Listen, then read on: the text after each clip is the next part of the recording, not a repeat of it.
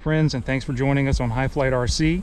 Today I'm going to give you a brief exhibition of the Flightline Corsair.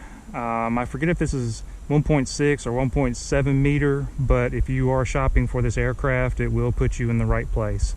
They currently offer two versions. We are flying the bubble top today.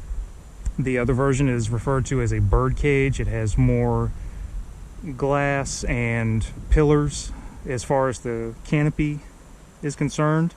It also comes in a slightly different livery, which also is equally fantastic. But without further ado, we're going to send this up. Pre-flight checks have been done and we are ready to go.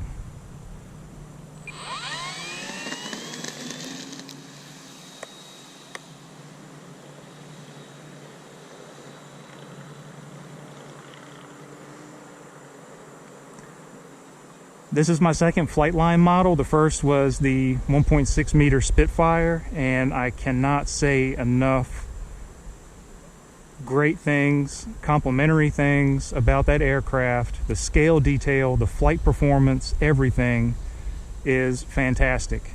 But one note that I will pass along between the Corsair and the aforementioned Spitfire is pay attention to battery placement.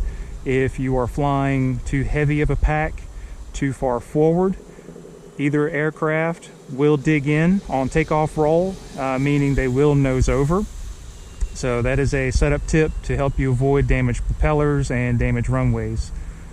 But otherwise, once you get your CG dialed into a comfortable point, because everyone's different, we all have different flying styles, but once you get your CG set up to a manageable or comfortable point, you're going to find both aircraft are quite docile. My oldest son, who has decent experience on 4-channel aircraft, he could take over the Spitfire in flight and it was not intimidating at all. It's just very smooth on the controls, especially if you set up your dual rates to your comfort. So again, I cannot say enough about either aircraft. Flightline, in my experience with those two aircraft, they have very respectable thrust to weight ratios, meaning once you are ready to hammer down, whether that's on takeoff or just emergency climb out power, you have it. It is readily available.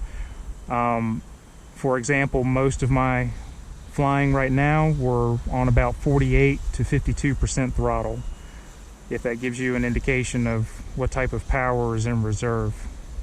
So again, very smooth, very predictable, no bad habits. Just a quick reminder to double check that battery placement so you are not too far forward.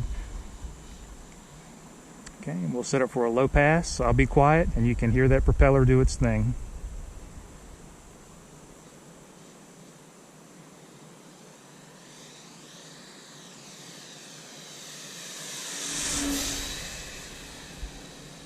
Magnificent. And that was not even at full power. I just brought it in with a little bit of pepper, so without looking at my controls, I'm going to estimate we were at 75 to 80% power.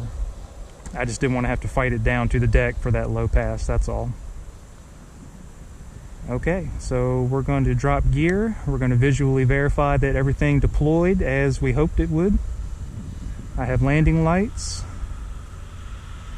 And looks like 2, 3 down and locked. Okay.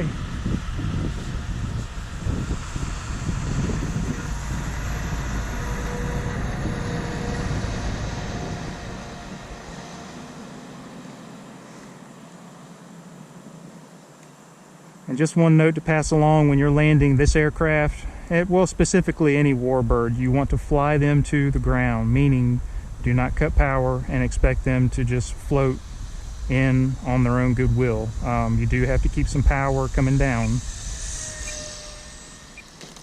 Ooh, there goes a retract.